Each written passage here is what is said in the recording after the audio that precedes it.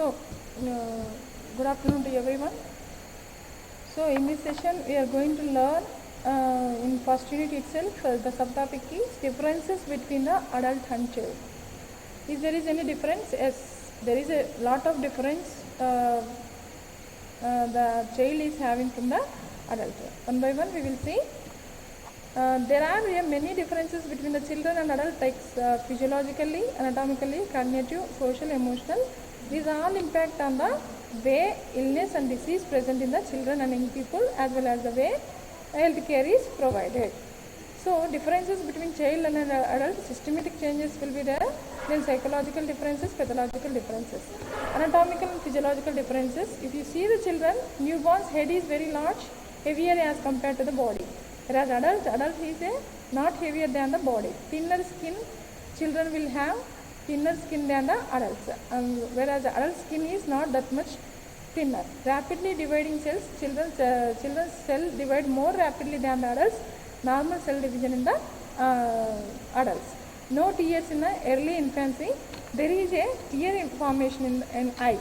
No voluntary control over the environment or activity. Voluntary control in the body. Systematic differences, there is a lymphoid and immune system differences are there, integumentary, respiratory, heart and circulatory systems, hematologic system, urinary system, gastrointestinal system, endocrine system, reproductive system, musculoskeletal system, neurological system. Immature blood-brain barrier. Here in the adult, what will happen, large body surface area will be there, rapidly dividing cells are there, then immature immune system will happen. Higher metabolic rate, then thinner skins, and then higher respiratory rate. Whereas in children integumentary changes, the children will have the apocrine sweat glands, small and non-functional form, from birth to preschoolers. Start functioning at 8 years of age. Whereas in adult, apocrine gland was properly developed in the axillae, aerosolae and genital areas. Then skin problems, if you see in children, there may be linear diseases. Then scleroderma neonatorum, tinea capitis, tinea pedis. Okay, we'll see in the pictures what are those. Then this type of skin problems are not seen in the adult. These are the skin problems the children is having. While in adult, these type of skin lesions will not be seen. In respiratory system, the changes in the adult respiratory rate is 30 to 60 breaths per minute. Heart rate is 100 to 160 breaths per minute.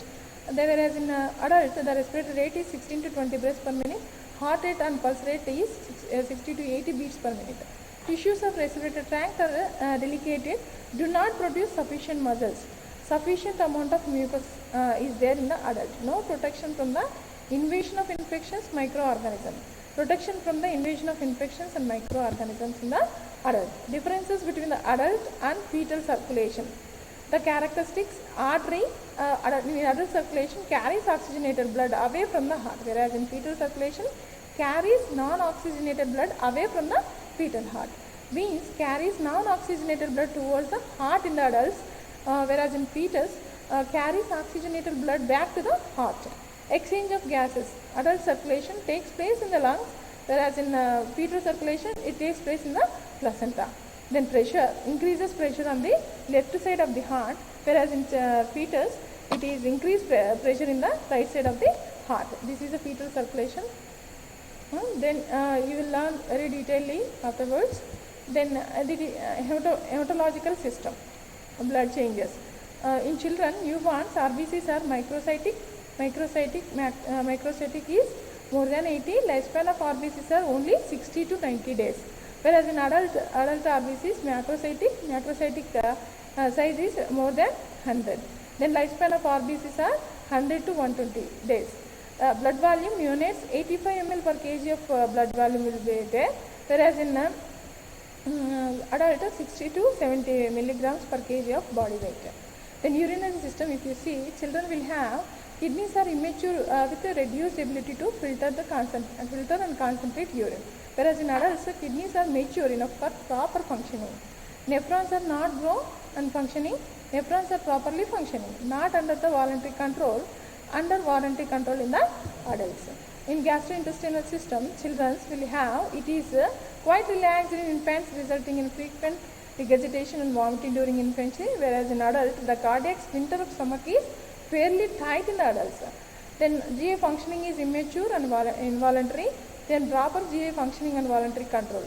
Temporary teeth are erupted in the children, permanent teeth are there in the adults. Stool of the neonate is loose, liver size is only 4% of the body weight. In adults, stool of the adult is very hard, liver size is 12 to 13 times its birth weight. Okay, endocrine system. Then children and adults. Children will have the endocrine glands which secretes hormones are at least developed at birth, whereas in adult properly developed. Then hemostatic control is lacking till the age of 12 to 18 months, properly mature. Then reproductive system, girl and boy. Girls will have the ovaries in the boy. Girl are approximately 10 mm in length, 2 to 4 mm in width. Testes in male baby at birth are 1.5 to 2 centimeters long, 0.5 to 1 centimeters wide. Functioning of ovary started at the age of 12 to 13 years of age. The size of faulty development of ovaries leads to precocious puberty or delayed puberty. The size of testes increases gradually and reaches maturity between the age of 13 to 17 years. And then musculoskeletal system. The structures in the skull of the newborn are not united. Then the infant's bones are neither as a foam nor as a brittle as of adults. So fractures rarely occurs in infants. If it is all occurs, healing is very quick. The children height increases as bones grow at emphasis, whereas in adult height does not increase after certain age. This is anterior frontalis, you are seeing bony plates. Here they are not united. The neurological system in children, the weight of the brain of the neonate is about 300 to 500 grams, whereas in adult, the weight of the brain in adult is about 1300 to 1400 grams. Reflexes activities that are present during the infancy disappears in the adult as voluntary control is developed. Vision, if you see, eyes are not anatomically mature, not able to function. Vision, eyes are mature and function properly. Hearing, neonates can hear loud voices at birth. Adult can listen softer and soothing sounds. Okay, these are all the reflexes. Tonic neck reflex. When you extend the right side of the baby, he will automatically turn towards that. Grasping reflex, then stepping reflex, crawl reflex. These are all you will be elicited in the when you are posted in neonatal wards. Okay, lymphoid and immune system. The maturation of lymphoid system varies with the child's age. The lymphoid tissues are small but well developed at birth. It increases rapidly in size up to the age of 10 to 11 years. Psychological differences. In newborns, fear, escape, avoid strangers. In infancy, more bonding with the parents, separation anxiety is very common. Toddler, negativistic behavior. Preschoolers, short attention span, easily distractible. Schooler, industry versus inferiority. Adult substance, identity of peer and confusion. These are all the psychological senses according to Erikson. When you are learning about growth and development of child, that time you learn very in depth. Okay, infancy means 0 to 1 year of age is called as infant period. Toddler is 1 to 3 years. Preschooler is 4 to 5 years.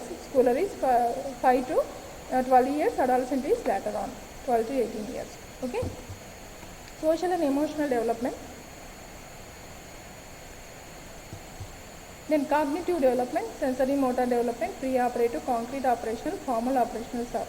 According to growth and development changes, this will be happen. Okay, according to age wise. First, the child explores the world through the direct sensory and motor contact. Objective performance and separation anxiety develops during this stage.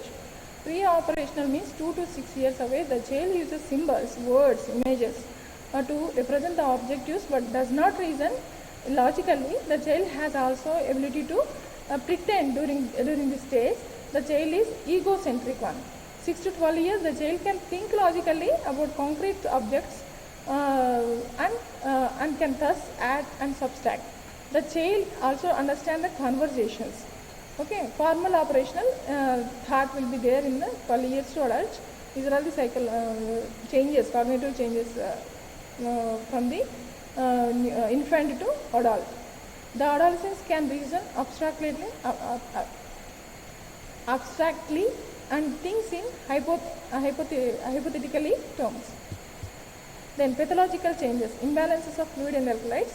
Child lost fluid easily as compared to adults in conditions like diarrhea, vomiting, burns, etc. Child get dehydrated easily. Resistance to diseases. The baby gets immunity from mother which helps the baby fight against infections for first 3 months of life. Signs and symptoms of the diseases in children are different from the adults. On the whole, as well as the more obvious physiological cognitive differences between the children and adults, working with children and adolescents requires the consideration of future development, physical, social, emotional, cognitive as of primary importance. They need to be aware of the context in which a child or adolescent lives and functions is crucial for both the provision of appropriate management as well as the planning for future health care. That's all about this. Thank you.